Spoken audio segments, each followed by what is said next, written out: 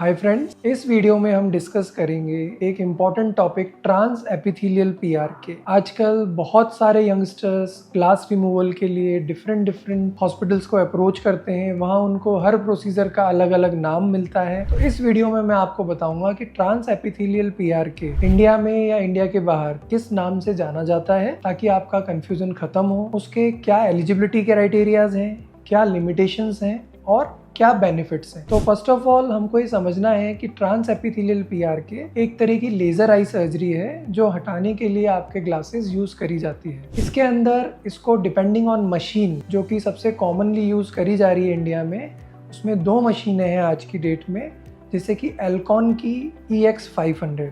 उस मशीन के अंदर इस चीज़ को आपका एपिकंटूरा या स्ट्रीमलाइट के नाम से जाना जाता है, जो कि हो सकता है जब आप सर्जरी कराने जाएं तो आपको ये नाम बताया जाए। इसकी जगह अगर शॉइंट की अमारिस 1050 यूज़ कर रहा है कोई, तो वो इसी चीज़ को स्मार्ट सर्व के नाम से आपको बताएंगे। इस सर्जरी का इम्पॉर्टेंट फ़ायदा ये होता है कि ये 100% ब्लेडलेस सर्जरी के नाम से जानी जाती है। अगर हम इसके अदर बेनिफिट्स को देखें तो इसको no blade, no touch, no injection, no flap surgery के नाम से जाना जाता है। दूसरा, ये 30 मिनट्स प्रोसीजर होता है पर आई। इसके अंदर आँख को टच करने की भी ज़रूरत नहीं पड़ती है ड्यूरिंग सर्जरी। इसके बाद आपको इस सर्जरी में बहुत फास्ट रिकवरी तो नहीं होती है, लेकिन आपका जो सर्जिकल ड्यूरेशन है वो बहुत शॉर्ट रहता है। ये US FDA अप्रूव्ड है। साथ में इसके कुछ लिमिटेशंस भी हैं, जैसे कि इसके बाद आपको रिकवरी में कम से कम 2 से 3 वीक लगते हैं पूरा विजन आने में। आपको थोड़ा आंखों में पेन भी रहता है। साथ में आंख के अंदर सर्जरी के बाद बैंडेज कॉन्टैक्ट लेंस लगाए जाते हैं, जिन्हें 4 से 5 दिन बाद डॉक्टर हटाता है। अगर हम इसके एलिजिबिलिटी क्राइटेरिया की बात करें तो ये उन पेशेंट्स में हो सकता है जिनकी एज मोर देन 20 ईयर्स है, जिनका नंबर पिछले 6 महीने से स्टेबल है, एटलीस्ट 0.5 से ज़्यादा नहीं बढ़ना चाहिए।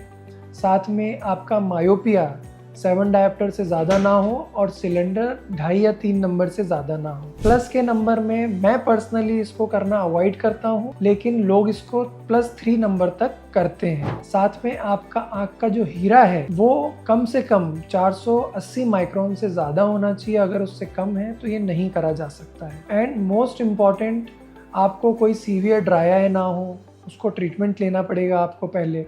आपको कोई और दूसरी आँख की बीमारी, जैसे कि पर्दे पे कोई डायबिटीज़ के चेंजेस ना हो। किसी को अगर क्लास 1 डायबिटीज़ है, टाइप 1, तो उसमें हम ये अवॉइड करते हैं।